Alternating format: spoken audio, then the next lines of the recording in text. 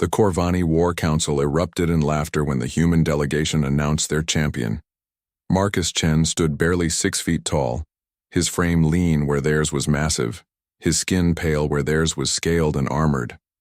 To the reptilian, warriors who had conquered 17 star systems, he looked like a twig that would snap in a strong wind. "This is your greatest warrior?"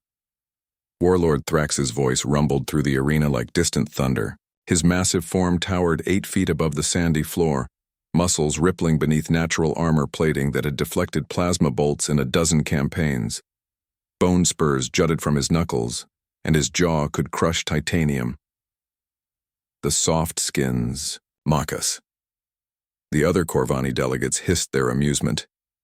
They had agreed to this ritual combat as a courtesy, a way to demonstrate their superiority before annexing the human colony worlds. Single combat between champions was an ancient tradition, one that had never failed them. Their champions were bred for war, enhanced with combat stimulants and trained from birth in every form of violence the galaxy had to offer.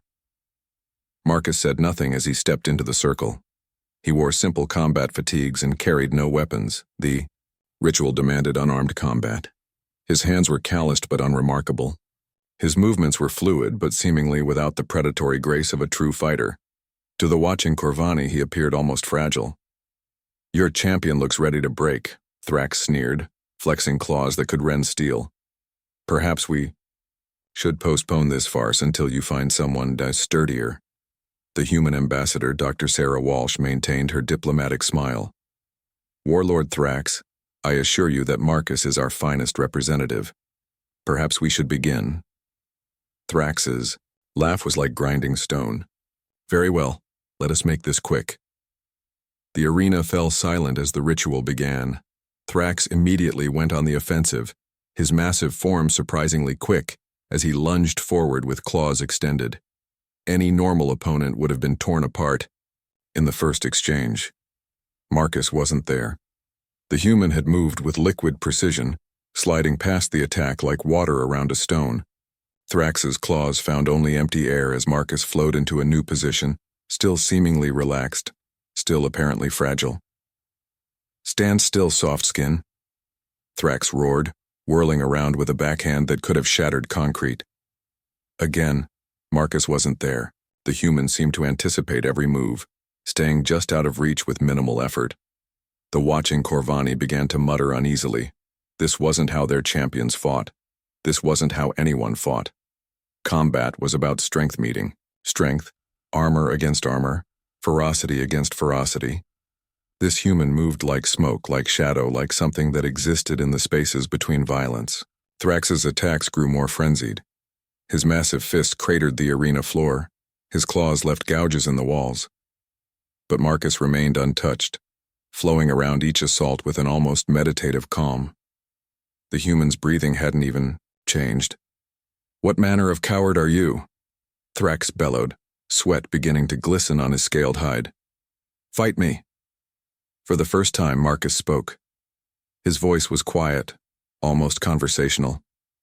"I am fighting you, Warlord. You're just losing." The words hit Thrax like a physical blow. In his rage, he overextended on a massive haymaker punch that would have pulverized a battleship's hull. Marcus stepped inside the attack, his hand finding the warrior's wrist with surgical precision. What happened next defied everything the Corvani thought they knew about physics, anatomy, and the fundamental nature of combat. Marcus didn't meet strength with strength. He redirected it. Thrax's own tremendous force became the weapon used against him. The human's movement was so fluid, so perfectly timed, that the 8-foot warrior found himself lifted off his feet by his own momentum. Marcus guided that force, channeled it, and used Thrax's massive weight as leverage. The warlord's body described a perfect arc through the air before crashing into the arena floor with enough force to crack the reinforced stone. The impact echoed through the chamber like a thunderclap. Thrax tried to rise, his pride wounded more than his body. But Marcus was already there, flowing into the next movement like water finding its path. The human's hands found pressure points that no Corvani anatomist had ever mapped, applying force in ways that bypassed armor and struck directly at the nervous system beneath. Thrax's legs buckled. His arms went numb. His massive frame, built for war and hardened by countless battles, suddenly felt foreign and uncontrollable. Impossible, one of the Corvani delegates whispered. He's not even trying to hurt him. That was the most terrifying part. Marcus moved with absolute control, applying just enough pressure to demonstrate his dominance without causing permanent damage.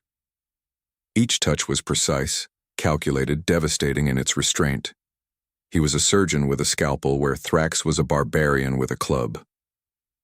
The end came with an elegance that bordered on artistry. Thrax, desperate and humiliated, made one final charge. Marcus stepped aside, caught the warrior's arm, and used his own momentum to flip him completely over. Thrax landed hard on his back, the wind driven from his lungs. Before the warlord could recover, Marcus was kneeling beside him, one hand positioned at a precise point on Thrax's thick neck.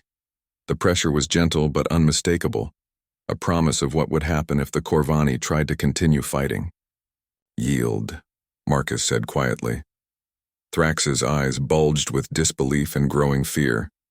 This soft-skinned creature, this apparently fragile being, had dismantled him like a child's toy, and he had done it without breaking a sweat, without raising his voice, without showing even a hint of the bloodlust that the Corvani respected.